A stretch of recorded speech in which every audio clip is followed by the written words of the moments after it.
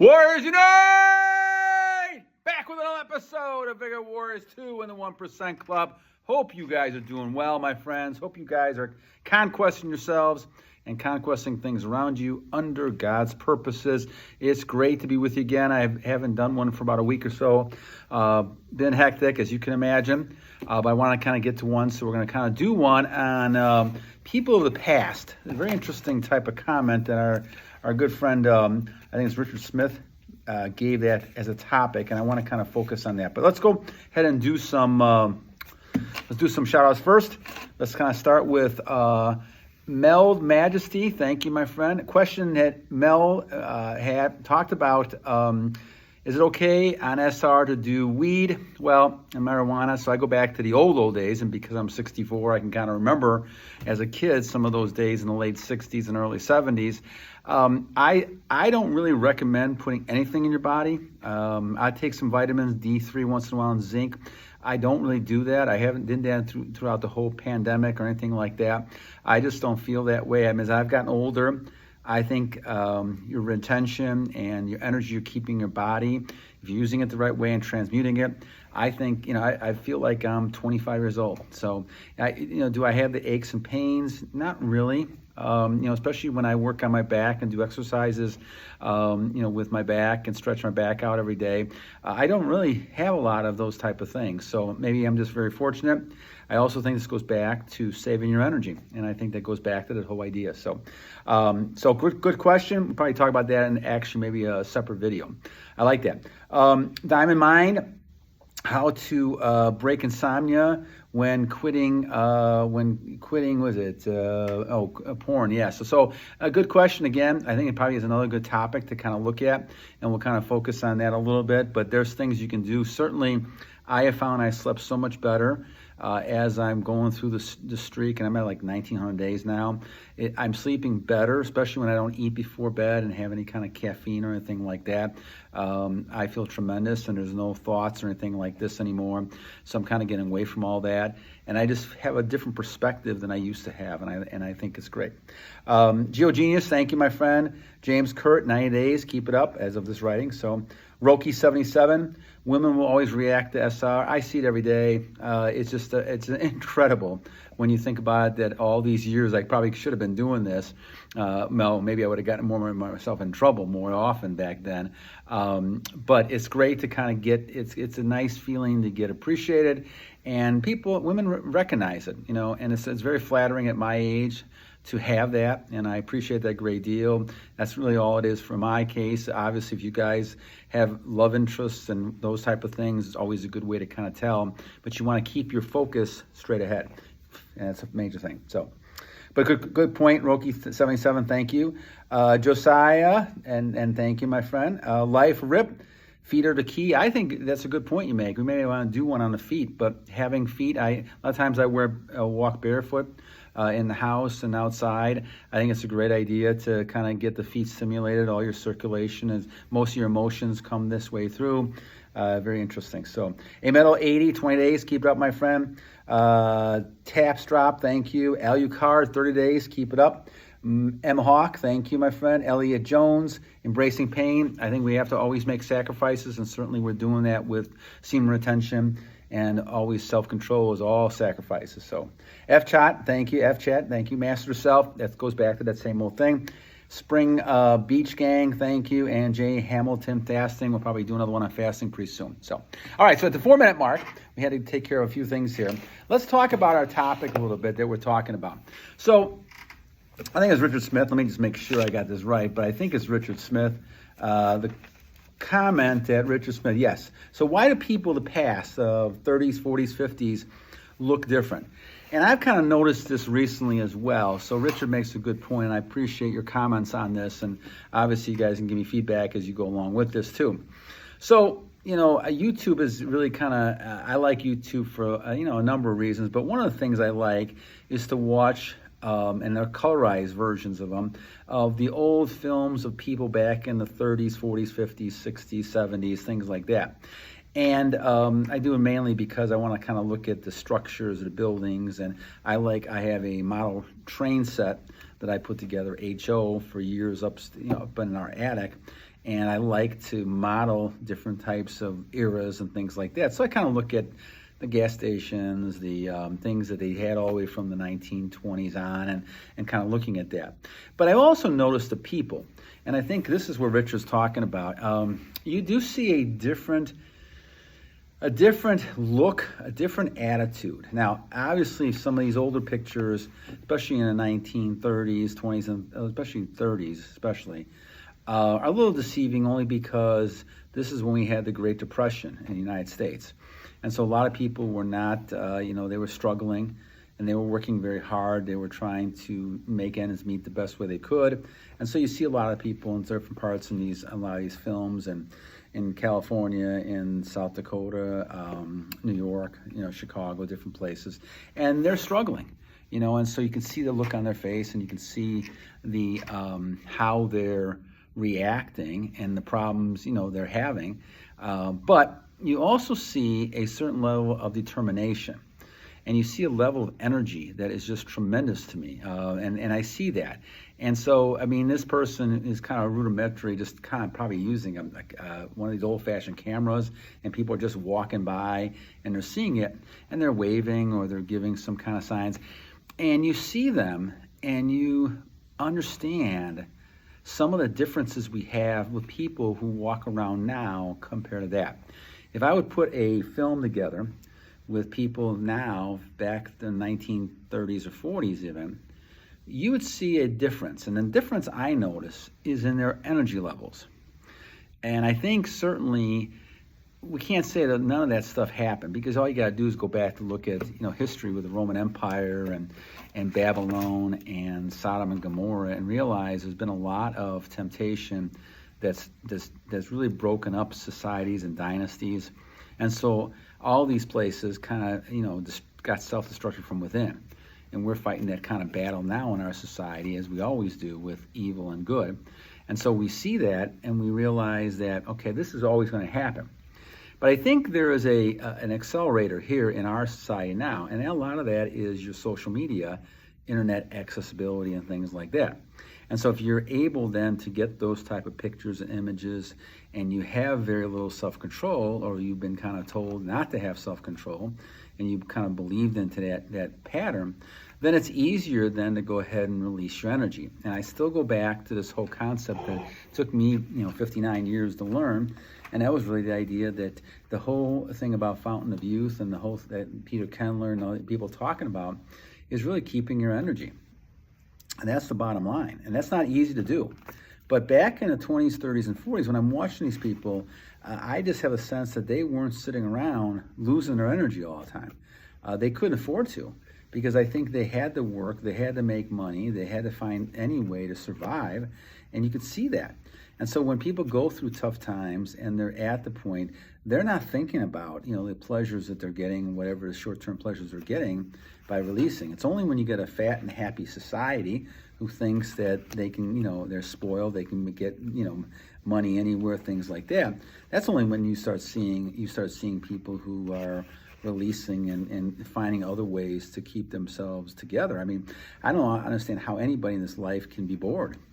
But if you look at the perspective, like, I have things, I don't want to, have to work hard, and I don't have to go out and, get a number of jobs. I'm not at that point. Well, then you might ease up and say, okay, I'm just kind of looking for the pleasurable types of things. But I think if you're in a position where now you're needing to make money, if you're looking like you were in a depression, or even some of the times now we have when people need to make money, they don't have time to sit and release. They have to go out and find work. And like I said, in my case, I'm working 65 hours a week, and I see this a lot. I mean, I have no time for any of that kind of stuff, I have too many things that I've got to get done. I have too many things, and trying to make as much money as I can for the family and my wife and that kind of stuff. So I don't really have time any longer to be able to do that. And so it's a big difference in how you approach things, because indirectly what happens is that, you're not even trying, but you end up having retention. When a person is this involved, and I think that's what happened to a lot of these people in the 20s, 30s, and 40s, that you didn't see the emaciated people. You don't see people who are, like they're zombies walking around. I didn't see any of that. I didn't see very few people like that at all. You could look at their eyes in these pictures, and you could see that they had some dedication, they had some intensity when you're looking at them. And even though they might have been smiling, they had some real strong intensity, like they wanted to accomplish something and they wanted to do something. And so this is a big difference than I see today when I walk on the streets anywhere in the USA. And you see this a lot, where people they look like they're just kind of dazed and they're walking, or they just look like that they don't know what they're going or what they're doing and things like this. And so you can see they're drained out.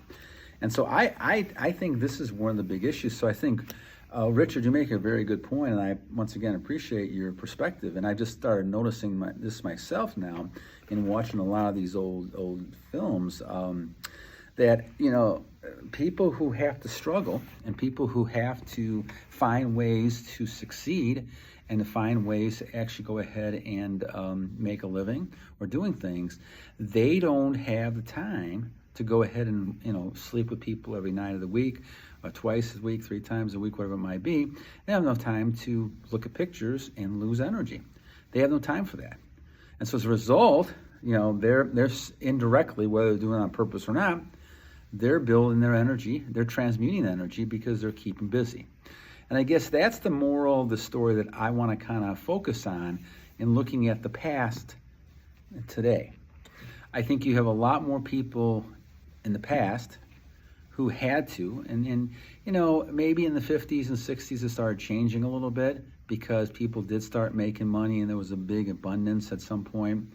But I think, again, you look at when people were concentrated and they didn't have all these images and temptation around them, and obviously the gambling wasn't like it was. You had to kind of really go out to Vegas or Atlantic City and actually do some gambling. And obviously the drugs weren't available. It wasn't legalized marijuana back there or anything like that. And you could find the stuff, but you had to really go out and look for the stuff and do that. And then you had yourself in trouble. So there was a lot of stuff in the 60s that people had problems with drugs and things like that, of course. But again, when you're looking at people, there was still a sense of back in up until probably the last 20 years or something like that, where people look like they were at least intense. They didn't obviously have the best clothing on and all that kind of stuff, but when they look in their eyes, you could see that these people really, they kind of knew where they're going, or trying to go at least. Maybe they didn't always get there, but they knew that. Nowadays, when I see people and I look at their eyes, it's almost like they're just like zombies. And I think this goes back to, a lot of their loss of their energies. Now, it could be, again, the emotional stress energy, or, maybe there's problems there with, things. And, and when you look at, even mental illness, where a lot of that stuff is coming from, I personally think a lot of it starts with self-control. When people don't have that self-control, they're looking and saying, okay, there's no filters about getting involved in drugs or alcohol or pornography or promiscuous type behaviors. There's no filters at all. And so basically they just go ahead and do things thinking there's going to be no retribution. And I think God will always, find ways to retribute people. You just look at the Sodom and Gomorrah. They had their fun for a long time until God decided that was it. Same thing with Babylon, same thing with Roman Empire. They may not have fallen all the same way. Babylon was destroyed like in an hour, and I think Sodom and Gomorrah, probably shorter than that. Roman Empire, it took a while for that to destroy the empire, but they got taken in from within first, and then obviously people came in and took it as well. But the thing is that when you look at this, you realize that the best way for a human being to be successful, be happy, be abundance, be at peace, basically is focusing on the idea that you're looking at. What you're looking at is focusing on have goals, focusing on achieving things, focusing on your own purpose. And once you focus on your own purpose, well, then you're at a point where you're directing all that energy that God has given you into purposes that He wants you to achieve. And the more you can do that, obviously the more successful you're going to be. I can't tell you that in my thoughts, and this is just me, and obviously I'm in 1900 days, and I'm at 64 years old, so I'm in a little different situation than a lot of you young guys are. But I'll tell you, I think there's a lot of good habits that I learned through this whole process. And this is one of the reasons I'm sharing with a lot of people out there, because we have a society that, is kind of telling us some of the things that are wrong things to do and not really telling us a lot of the right things to do. And this is one of the, in my opinion, as experience this now, is one of the right things to do. I can't tell you how my thoughts of focusing, and I'm a lot more organized, I'm a lot more on purpose, a lot more detailed, a lot more getting more things done. And as a result of that, you become a lot more successful. So I think when people ask about, can semen retention, can self-control help you in your job situations and things like that, it certainly can. Because what you're doing is you're focusing on being a high quality male, and as a result of that, let people see that. And again, there's a reason why we're 1%, hopefully getting to 2% pretty soon. Because there's not very few people who are willing to make that sacrifice to do the best they can, to be that high quality person. Once you control yourself, and you're now, you're playing with, if you look at playing poker, and I don't play poker, but when you look at that, you're playing with the house money now. God is your house money. And you're basically using that to basically kind of flourish. And this is where he talks about abundance. But the abundance has to come when you're directed towards him. I can't tell you all the times I look outside now and I appreciate the trees more. I appreciate things around me more because I'm seeing those things now. And this is why I think that people like Malcolm X and Muhammad Ali and all these people, Martin Luther King, they got closer to God, through retention. And you see a lot, it's because you're focusing on other things besides your sexual desires. And those things transmute in big power. And once again, this is the power that males have. Females have it too, but in a different way. And males have a tremendous power. The question is, can males use this power? And it used to be in the old days, I sensed a lot more people using their power back in the 20s, 30s, 40s, and when I'm watching these films. You could just see it, and you can just sense it in those people, even though it's, over 100 years old, those films are. You can see the people. And I know the clothes, technology, and all that changes, but the people don't change in how they think and the energy that God has given them. And when your God has given you the energy and you're not using it, or you're draining yourself, there's a huge difference. And I know, in seeing some of those people in the films, they're probably 40, 50, 60 years old, and they look well. They don't look bad. And I'm not sure they all were working out, of course, and doing things, but they look fit enough to be able to do things. Obviously, they had to. And so when you're focusing on goals and you're concentrating on achieving things, you're not thinking about women or men, depending on if you're male or female. You're not thinking about that kind of stuff. You're focusing on succeeding and becoming the best person you can be under your creator, under your God, and in my case, Jesus Christ. When you're looking at this is a whole different matter. And so when you see people, it's very easy temptation. I can't tell you also amount of stories that I've heard over the years with, Hollywood and, being famous and having lots of money and things like that. And those things, obviously, those people have worked hard for those things, of course, and they've achieved things. But what ends up happening to most of them, and I just hear a lot of the stories about the old Hollywood actors and actresses, they fall into tremendous temptation, because now they can't handle the success. And what I mean by that is they can't control themselves, whether they get involved in the drugs. And it's the same thing with the rock stars and athletes. There's so many athletes that have gone broke over the years because they cannot handle themselves. And so the key is, I think the only thing that's important, what God wants you to do, is learn how to control yourself.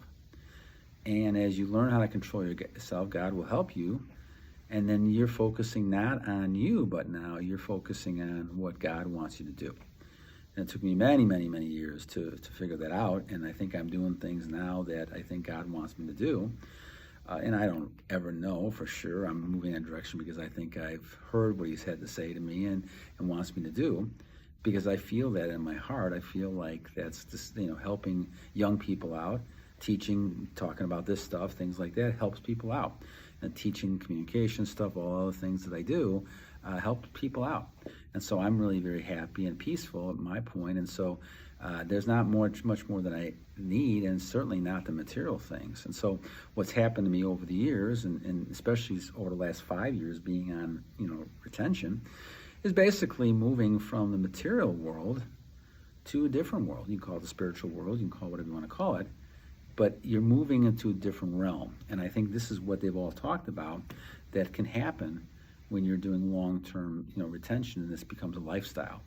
You're not thinking about these, women walking down the street with almost no clothes on, and you're attracted to them and things like that, or you see pictures and you go home and, release energy on this kind of stuff.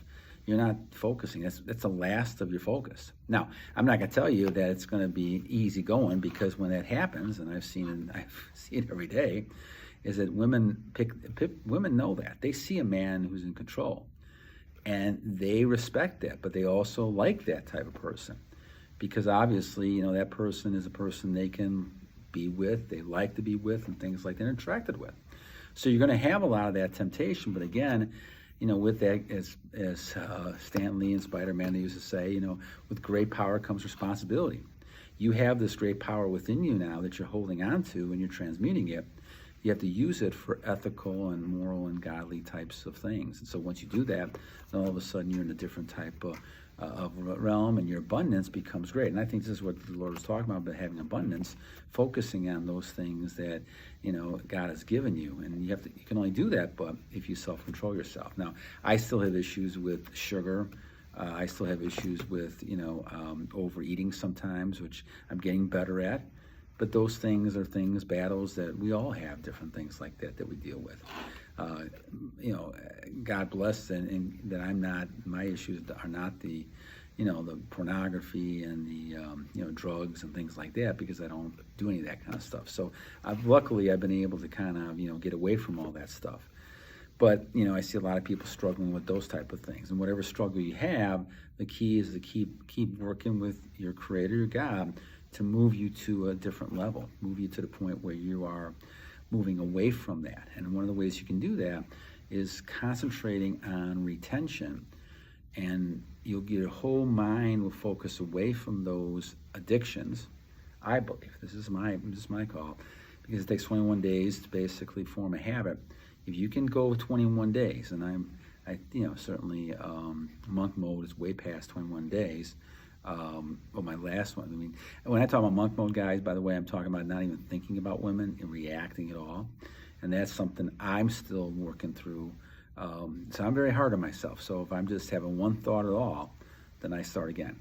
So I work things a little bit differently. Maybe some people do. But to me, monk mode is a matter of just not thinking at all about women are all like that. So that's something that even if someone's walking to you and just admire their beauty, to me that would be against monk mode. So I think that I put myself to a standard where I want to make sure I'm completely away from all that stuff. And so it's taken a long time. I'm at 47 years going back and forth, and a lot of bad habits, a lot of bad thoughts and ideas, and I'm far from being perfect. But I think we strive to be better and better, and hopefully that we're all getting better a little bit on this too. But going back to Richard Smith a little bit, I think great call, Richard, because when you look at people back in the old days, they had to focus on goals, they had to focus on achieving things, and they didn't have all the entertainment around them that they could be swept up in the technology or those type of things to focus on. And you start draining yourself. And I think that's a whole different thing that's happened to us over the last 40, 50 years that we have to be very careful of now. And so I think we have to turn that tide back. And I do see some of that in society. I think a lot of these videos on retention, things that you see a lot of people doing, is a move in the right direction. People need to recognize how important this is. This has been used for thousands of years. But it's only now again coming back because we've had such a splurge the other way, where people are just releasing energy. There's a lot of dysfunction stuff going on, a lot of mental illness going on, and you just wonder how much this is caused by, releasing your energy all the time too. So, all right, my friends. So anyway, thank you, Richard, for your comments. And again, I hope you guys have a great day. It's good to be doing another video. I'll try to do one soon. But until then, two things I always leave with you guys with, as always. One, every day, is a great day and a new day to a great warrior. And you guys are all great warriors. And number 2, guys, this is always a battle. I don't care if you're in 20 days and year 1, 50 days, year 2, year 10, you're always around the door. And this is why I go to monk mode, because you never know. You turn the corner and there's somebody and you look at that person and you're attracted to the person. So that gets you off your goals, that gets you off your thing, and that's not the way to go. So again, you have to always be vigilant and keep making sure your shield is on, make sure your breastplate is on, your sword is on, because what you got to do is continue to battle on! Take care, guys. Have a great day.